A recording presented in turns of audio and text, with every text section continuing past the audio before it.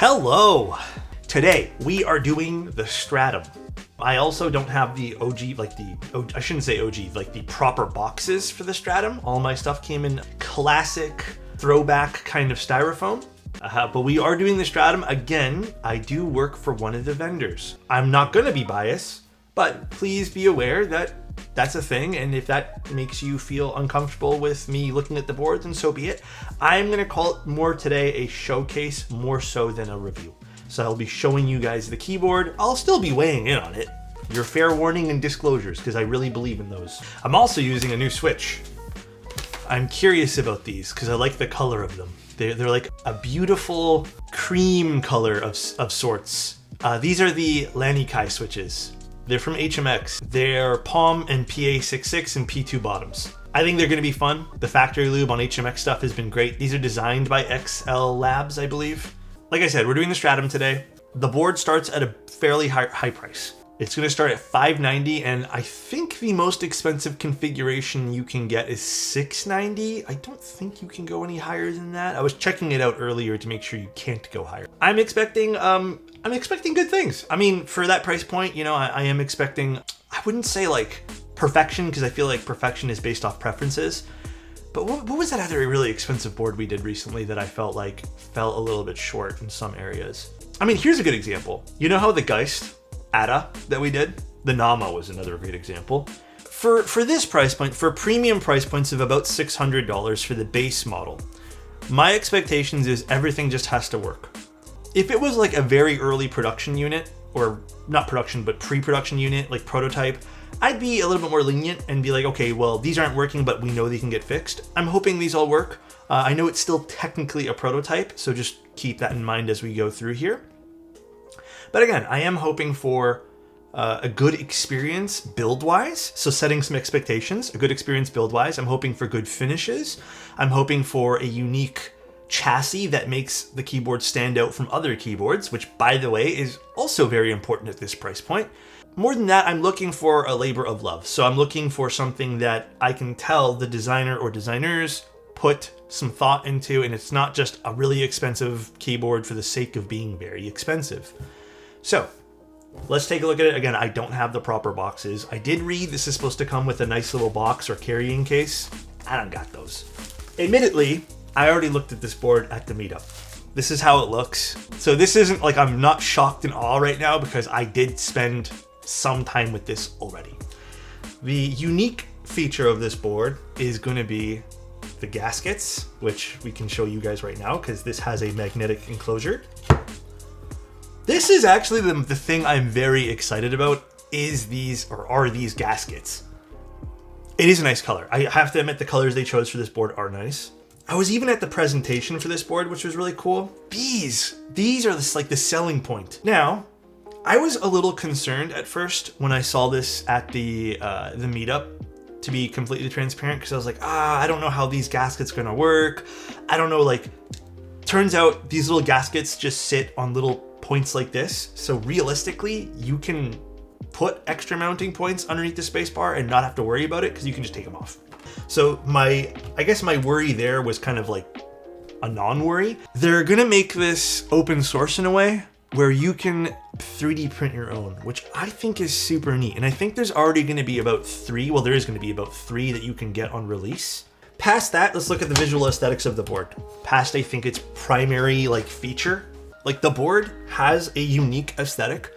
Here's a great way to put it. We talked about it last night.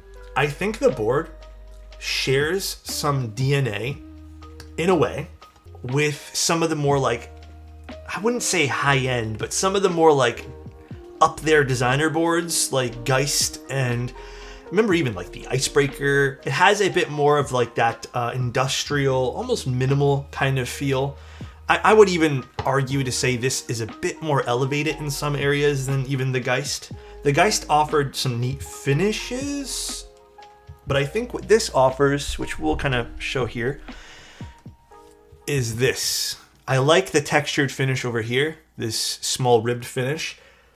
If you guys remember, we did a board from Artifact a while ago, a long time ago actually, and it kind of had this same exact finish on it, which might get some dust in it, but you can just blow that. And then we have which you guys can kind of see. There's going to be like an LED that pops through over here. So it has a small diffuser, which might be easier to see right over here. We have our USB-C port. This is not hidden at all. It's pretty out there. So if you guys do have like a larger connector, you will probably see that. And then we have the bottom. Now I think this is the brass one. I think I also have an aluminum one, which will reconfigure to, oh God, my camera hates this. And then we have some longer feet, but like not super duper long, like not across the entire board. Here's the back of the board, and I think where this board actually makes me quite happy is the side profile. That side profile is kind of different. Again, I would say it's very, very minimal. And I think that's kind of where this board excels at in a way. Like it does simple very well. Let me see if it's on the stats here. Specs. Typing angle is 4 degrees, which actually is pretty cool. Because if you guys remember, a long time ago when we built, I think the OG mode boards were 5 degree, and I really like the 5 degree. I haven't really typed on a 4 degree one in a long time, so we'll have to see there. But pretty cool. Pretty cool design overall. So then the top frame has magnets. One thing I'm probably not going to suggest is lifting it up from the magnets to flip it over and stuff. And I think this is kind of where you're going to have mileage may vary on what you think of the board. Some people like magnetic boards where you can just like slide off a magnet, open it up, do your thing, take things out. They were going for this whole like modding first without having to disassemble much and not needing a screwdriver. I think they did a good job on that. Has our little pogo pin over here, which if you guys, I don't know if you guys can tell, but yeah, you guys can tell. It's not mounted, so you're not gonna get a hot spot while typing, which is good. It does even have like little force brake pads, which are a bit of a silicone material, which is also good to see. Plus this should help shield it when you kind of slam the magnets down too. And then it has a very nicely stylized PCB. This is also gonna be a young car PCB, which we do appreciate. I think the only bummer for me, I would love to see more options for this PCB, like a stepped caps lock would have been fantastic. We do get some bottom row options, which is good. I'm happy to see that. But I would have liked stepped caps lock. I would have liked to also see an ISO variant of this. I think ISO would have been awesome. Considering this is a board designed in Germany, that would have been cool. Ultimately though, and I think I talked about this yesterday, I think my only small gripe with this entire board is I do wish there was a solder PCB. However, I get it. It's supposed to be like a modding first board type thing. So I get it. I get why there wouldn't be a solderable PCB. I get it. Is that a thing with young car PCBs? I mean, I don't really, wouldn't say it's specific to young car PCBs. And then for those who want to see the board on an angle, let me just put everything back together here. I'm gonna leave the foam out for now. The magnet's pretty strong, I will say. And here's the board on a side angle over here. Actually, let me get rid of the mant over here. I don't know if you'll be able to tell on my stream because I have studio lights right now. Will you be able to tell? Not really. Here, let me just show you this. Actually, let me turn off the lights. I would say this is kind of what I'm looking at right now in real life. Sorry, my camera's gonna be choppy because it's like on 10 frames per second right now. But this is that little bit of glow you get with the LED, which is kind of nice. But all right, and I think the only other thing, I mean, again, this makes sense for the direction that the team was going for, is the standoffs for the plate. It's a two-way thing here, right? Because the standoffs work well for people who aren't interested in, I guess, soldering, because for hot swap, it does help to have standoffs. But I think truly for a modding first board, the standoffs should be removable. Removable standoffs, I mean, it took like how long for us to convince Mode to do it? I feel like that's a common sentiment I usually have with standoffs though. But yeah, and then we have a bunch of different case colors too, which they were kind enough to send over for this little review showcase thing. We have a silver. The silver's not bad. I'm a silver guy lately too, so that looks pretty nice. We have, ooh, this is nice too. This is gonna be like a dark gray. Let's see this. That actually looks really good too. I think weirdly enough, silver's in last place for me. I think this and this are my faves so far. Oh, the green's hot. Yeah, I think the green wins right now. For me anyway. This is personal preference, by the way. Personal preference. This has like a slate, maybe a slate color. This is nice too. Oddly enough, I think silver, which is usually my safe pick, isn't my favorite. The other thing that I learned in the presentation at the Novelkeys meetup from this design team was the stratum stuff is basically earth. I don't remember all the details about this particular thing, but it's like layers of earth stuff, so it makes sense that they went with earthy colors. Off to the side. And then these are the other gaskets, so each of them have different shapes, and then they would have different ways they like are squishy and stuff like that, so you should get different feelings out of these gaskets, which we can experiment with later. I wonder if they'll sound different too. All right, let's go get some stabs. You're still not fixing the O-rings from yesterday's build? Oh, yesterday's build, I completely fixed, right after the stream, I had to hop on like a little meeting thing, and I just did it during that. It wasn't actually that bad. My big thing is user experience. If you're buying a high-end product, these are all keyboards are high-end products. If you have a bad user experience, you probably won't love your end product as much. I think, personally, there is a fine line that you can teeter that's challenging but still fun to do. When it becomes too challenging, I think you lose the fun part. Right? So I think yesterday's build, not only was it challenging, but I think like for a premium product, it feels not well thought out. In contrast, today's I think is really fun because it feels well thought out. Okay, so I don't remember which gasket is which here. Let me quickly look this up. So this is the stiffest gasket. Let's zoom in. So you can see kind of how this gasket works. Then you have this, which is much softer. And again, you can kind of see like, and that's way soft. What I like about this too is this is giving us a very simple mounting point. So if you look at the plate again, it's super, super simple. It's a little like nub or whatever this is, whatever you want to call it. I like the fact that you can just literally think of any old design. And I think really the key, if I remember from the presentation, the key to this design is this little triangle, which is like a stopping point, but I don't even know if you even need that. You can really think of any suspension you want for this and then design it. I mean, hell, if you want something extremely stiff, you can literally just design something with no suspension. But it's actually such a cool little implementation of how they've done gaskets. And it really opens it up to the user to be creative as well. So let's put some stuff together here. I thought we were doing modern mats. I can do modern mats too. I'm happy to do either one. Let me go see if I have modern mats. We can do a vote. Solder is attractive to Europe because ISO is usually scrapped. Yeah, I think ISO is more so the thing that I'm like, ISO and step caps lock are the thing I'm bummed out about here. If I had to say like two things I'm like frowning about. It's one of those vibes where I think they did the simple so well. They did the simple part of the board so well. So like it's a simple aesthetic, but it's done in an attractive manner where you're able to appreciate the simple. Yeah, I think a full cork mat underneath would look really hot for this. I mean, if you guys are into the wrist rest, I'm not. I probably wouldn't use a wrist rest typing on this, but I'll leave it on here just to show you guys. Big step up from the previous project. Huge step up from their previous project. Huge. All right, well, I guess let's see how this sounds. We'll do what is equivalent to no desk pad first, and then we'll do a desk pad. We're using the aluminum plate, and then we're also using, what are these switches called again? Oh boy. HMX Lanikais.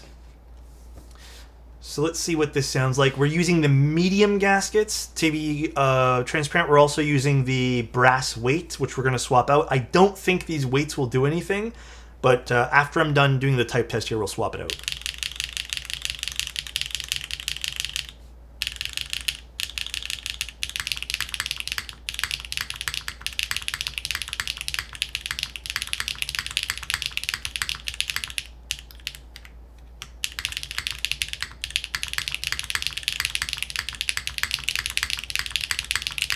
It's low-key kind of quiet. I do not think this is a quiet board.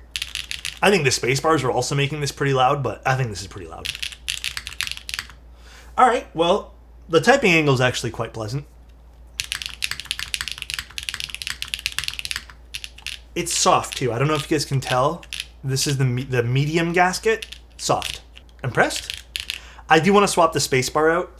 I want to go with something a bit more familiar right now, and I'm going to swap it to... Not bad, not bad. I want to swap it to a cherry switch just to see something familiar and see what this spacebar can really do.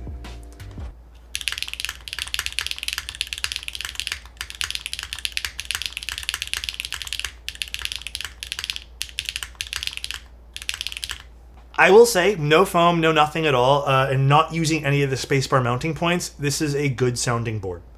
Let's also put... I'm going to put one gasket underneath the spacebar, just to see what it realistically does.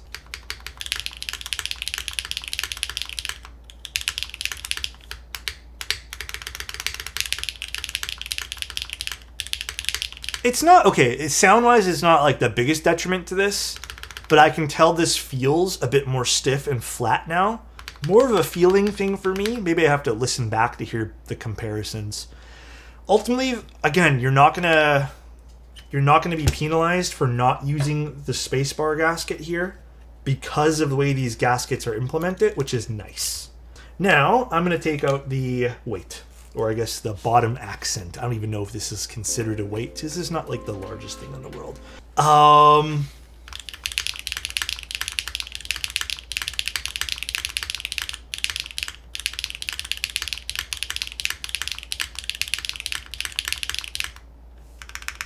Am I going crazy? I don't know why. I didn't do anything else, did I?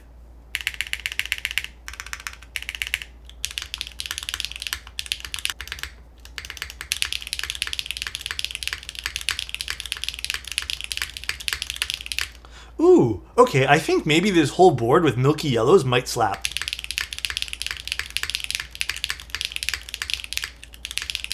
Ooh, I like it better than the cherry. So this is the oh shit, this is, holy shit, this is soft now. I might have to put the spacebar gasket for this one here. I mean, that's cool to see. I do like that.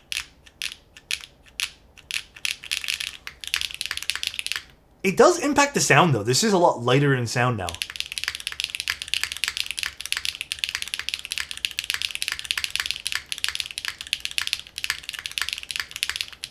Well, maybe not a lot, but it is a little bit lighter in sound.